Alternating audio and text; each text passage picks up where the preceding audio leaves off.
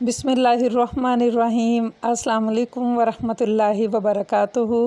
काबिल एहतराम व्यूअर्स, मेरी दिल से दुआ है कि अल्लाह रब्बुल इज़्ज़त हम सब की उम्र में, इज़्ज़तों में और रिज़्क़ में बेबहा बरकतें रखे। हमारी औलादों को हमारी आँखों की ठंडक बना दे।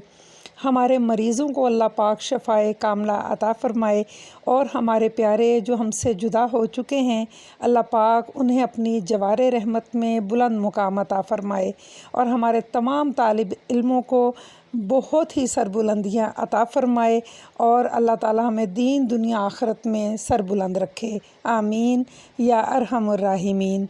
रिस्पेक्टेड व्यूअर्स, आज बहुत ही इम्पॉर्टेंट टॉपिक है जिसका नाम है कुन्ना, और ये मटन कुन्ना मैं आप लोगों के साथ इस तरह शेयर करूँगी कि इंशाअल्लाह पूरी कोशिश करूँगी कि मैं इस टॉपिक के साथ इंसाफ कर सकूँ, और जो टिप्स मैं दूँगी उसको ज़रूर फॉलो कीजिएगा और एक बार मेरे तरीके से बनाइएगा। इंशाअल्लाह इस ईद पर आप बेहतरीन कुन्ना बना पाएंगे।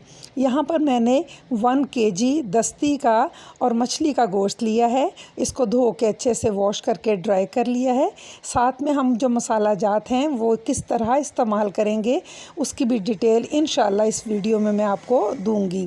कोशिश ये कीजिए कि इस बात को समझ सकें कि आलू गोश्त या निहारी, इन दोनों से ये मुनफरिद और अलग जायका रखता है, और इसके लिए हमें जो मसाला जात चाहिए वो मैं आपके सामने मेंशन कर रही हूँ, और इसको इस्तेमाल किस तरह करना है ये ज़रूरी पॉइंट है।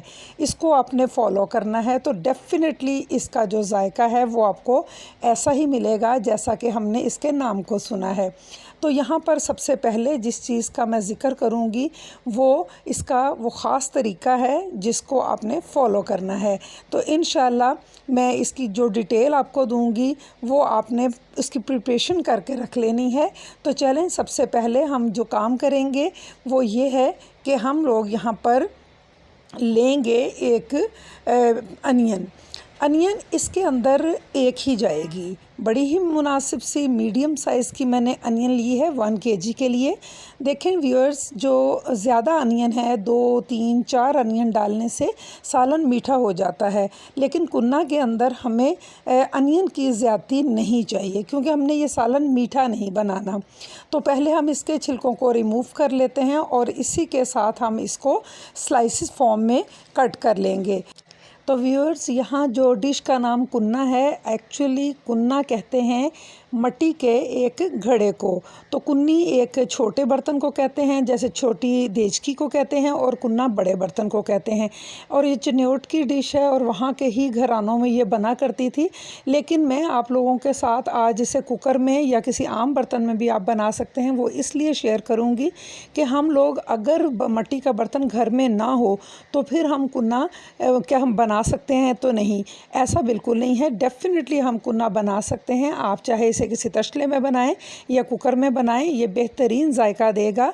लेकिन चूँकि कच्ची मट्टी के बर्तन के नाम के साथ इस डिश को मंसूब किया जाता है, इसलिए ये एक रवायती अंदाज में बनाई जाती है और वहाँ पर ये रेस्टोरेंट्स में भी बड़े बड़े घड़ों में ही बनाई जाती है। तो ये तमाम इंफॉर्मेशन देना नई नस्ल को ज़रूरी है, लेकिन बनाई किस तरह जाती है बर्तन को छोड़ के, वो मैं आपके साथ आज वीडियो में शेयर कर रही हूँ।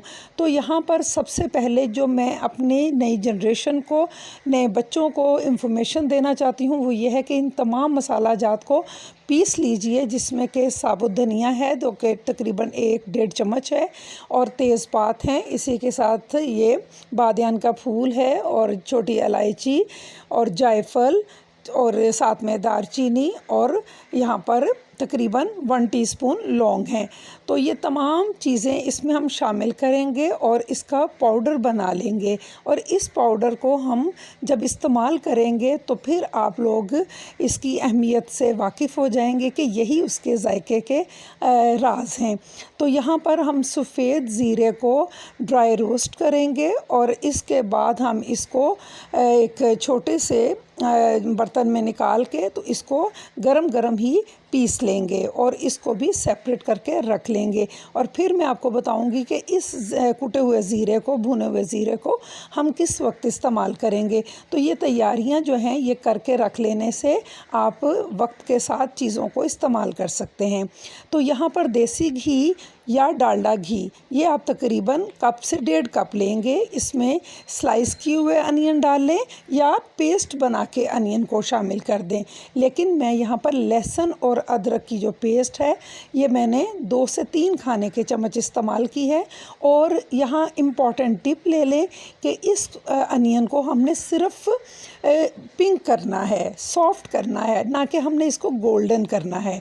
और जो ही आप ये दोनों चीज़ें मिक्स कर रहे हैं और ये जो ही अनियन आपकी सॉफ्ट हो जाए तो आपने इसके अंदर वो 1 kg मटन शामिल कर देना है, जिसके अंदर हड्डी का भी इस्तेमाल किया जा रहा है और गोश्त का भी, क्योंकि हड्डियां ही दरअसल इसका सूप बनाएंगी और हड्डियों की यखनी से ही कुन्ना की असल टेस्ट जो है वो हमें हासिल होगा। खाली गोश्त से उतना अच्छा जायका नहीं आता, उतना अच्छा अरोमा हासिल नहीं होता जितना हड्डी के इस्तेमाल से होता है।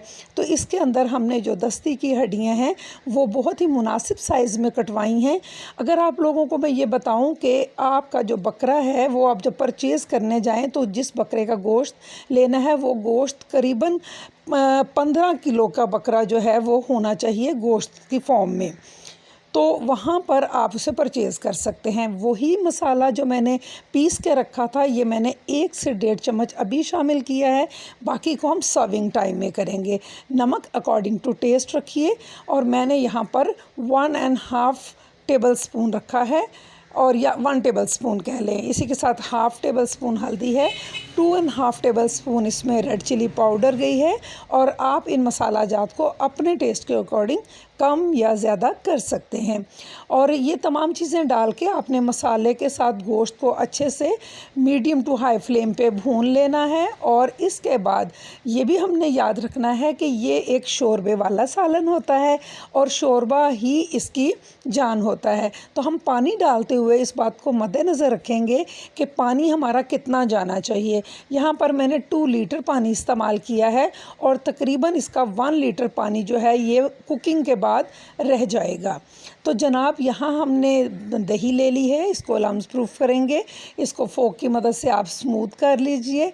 और मैं जो जो चीज़ें अब इसके साथ रेडी करूँगी, गोश्त उधर कुकिंग के लिए चला गया है, कुक हो रहा है। जब वो बहुत अच्छा सा गल जाएगा तो इसमें मैंने आटा है, दही है और वही ज़ीरा जो मैंने रोस्ट किया था। तो जनाब एक बर्तन के अंदर आपने 3 खाने के चम्मच जो गंदम का आटा है, जिसको हम थैले का आटा जो आप लाते हैं जिसमें वाइट आटा भी मिक्स होता है, वो आपने ले लेना है। इसी के साथ आपने 2 खाने के चम्मच वही ज़ीरा जो अभी हमने रोस्ट करके कूट के रखा था ये भी हमने शामिल कर दिया। और वो दही जो अभी हमने बीट की थी इसको भी हमने इसमें शामिल कर देना है। अब इन तमाम चीज़ों को मिक्स करने के लिए आपको चाहिए पानी। तो पानी आप अपने पास 1 गिलास रखेंगे, जो आम रूटीन में आप शीशे का या स्टील का ग्लास आपके घरों में होता है वो पानी का आप ले लें। और उसमें आपने जो इस मटेरियल में पानी शामिल करना है वो करीबन हाफ़ ग्लास करना है। जो बाकी हाफ़ ग्लास है वो हम इस बर्तन को साफ़ करने के लिए इस्तेमाल करेंगे और पूरा हमारा 1 ग्लास वाटर जो है वो हमारे इस कुन्ना को की ग्रेवी को बनाने के लिए इस्तेमाल होगा। तो उम्मीद है आपको जैसे जैसे मैं बता रही हूँ, जिस तरह मैं कर रही हूँ वो आपको अच्छे से समझ आ रही होगी और इंशाल्लाह जब आप बनाएंगे तो आपको किसी किस्म की भी कन्फ्यूजन नहीं होगी। इसको हमने इतना अच्छा सा घोलना है कि आटे की गिटलियाँ ना रहें। इसके सारे ही लम्स जो हैं वो हम इसको रिमूव कर देंगे। और इसके बाद अब हम जाके देखेंगे कि जो गोश्त हमने पकने के लिए रखा था उसकी कंडीशन क्या है। तो यहाँ पर हम लोग देख रहे हैं कि माशाल्लाह पानी जो है ये तकरीबन आधा खुश्क हो गया है और गोश्त हमारा बेहतरीन गल गया है। अब इस पानी को याद रखें, ये मोस्ट इम्पॉर्टेंट टिप है कुन्ना की, कि इस पानी को हमने मज़ीद खुश्क नहीं होने देना। बिस्मिल्लाहिर्रहमानिर्रहीम। इसके अंदर हम ये सारा ही जो दही, आटा और ज़ीरा ये हम सारा रोस्टेड ज़ीरा वाला का मटीरियल, इतनी अच्छी इसकी खुशबू होती है कि बाहर से मेरे शौहर जो हैं वो भी गेट खोला तो उन्होंने मुझे कहा कि सुमेरा बहुत अच्छी खुशबू आ रही। तो ये देखें कि ऊपर वाली मंजिल पे ये पक रहा था खाना और इन्हें खुशबू आ रही थी माशाल्लाह। तो ये चीज़ है कि जितने अच्छे मसाले हमने इसमें डाले हैं वो सारे ही इसको हमने डाल के, तो अब हमने इसको फ़ौरन ही क्योंकि ये बॉइलिंग फॉर्म में था, अब हम इसको दम पे रख के 20 to 25 मिनट आप इसको दम पे रख के इसको इसका जो रोगन है, इसका जो घी है वो ऊपर लाने का वेट करेंगे। और यहाँ पर अल्हम्दुलिल्लाह इस बात का यकीन कर लीजिए कि इसका शोरबा बहुत थिक और बहुत थिन नहीं होना चाहिए। तो बिस्मिल्लाहिर्रहमानिर्रहीम डिश आउट करते हैं। आपने इसकी कंसिस्टेंसी भी चेक करनी है कि हमने किस लेवल पे पका के उतारना है, और आपने इसको जितना गरम गरम आप नोश करेंगे उतना ही आपको ये टेस्टी लगेगा। आपने इसको ठंडा करके नहीं खाना। तो ईद की डिशेस के लिए हो या दावतों की शान हो, आप कुन्ना को अपनी दावतों में ज़रूर शामिल करें। इंशाल्लाह आप हमेशा आलू गोश्त बनाते हैं, निहारी बनाते हैं, इसके टेस्ट को भी आप मुद्दतों नहीं भुला सकते। तो मेरी तरफ से ये बहुत ही रिकमेंडेड डिश है। उम्मीद है कि आप इस पे एक कोशिश ईद पर ज़रूर करेंगे बनाने के लिए, और मुझे अपनी दुआओं में याद रखिएगा।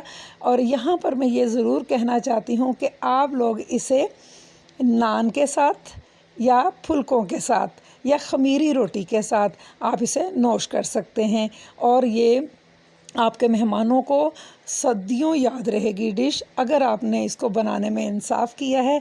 क्योंकि हमने जितने अच्छे मसाले इसमें डाले हैं, इन मसाला जात की अलग ही इनफरादियत है। इतना मुनफरद ये जायका होता है कि आप लोग जब इसे खाएंगे तो यकीनन इस बात को तस्दीक करेंगे कि मैंने जो बात बताई है वो बिल्कुल दुरुस्त है।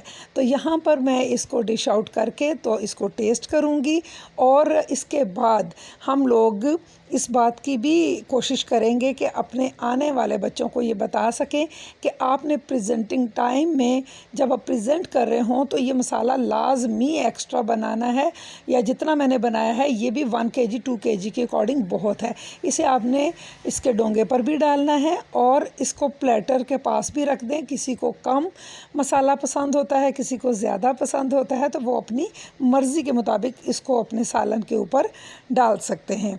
तो यहाँ पर मैं आपको इसकी कंडीशन दिखाती हूँ कि गोश्त किस लेवल पर गला हुआ है और ये कितना गला होना चाहिए।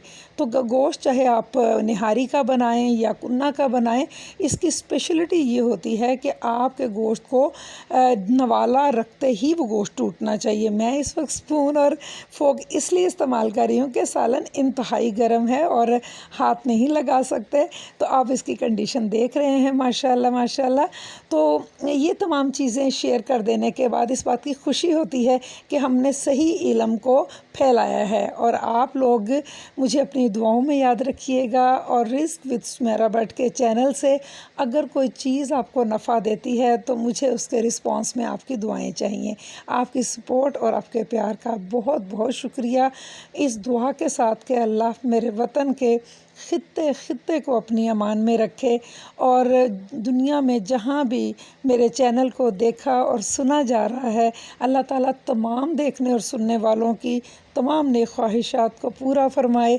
और आप लोग जिन जिन मकासद के ऊपर काम कर रहे हैं, जोन जोन से आपका के फीलिंग्स हैं कि अल्लाह ताला हमारे ये काम पूरे कर दे, तो मेरी दुआ है कि अल्लाह ताला आपके तमाम कामों को मुकम्मल करे, उसमें बरकतें रखे, और इसी तरह हम लोग पकाते और सिखाते रहें और आप लोगों को दुआएं देते और आपसे दुआएं लेते रहें।